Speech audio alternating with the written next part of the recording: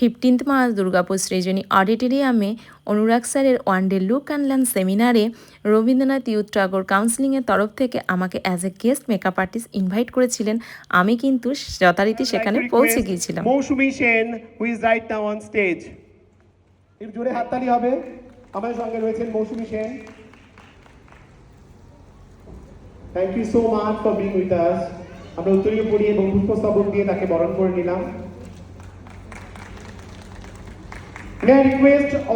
এই 15 মার্চ দিনটা বলতে পারো আমার কাছে একটা বড় স্বপ্ন পূরণের দিন ছিল।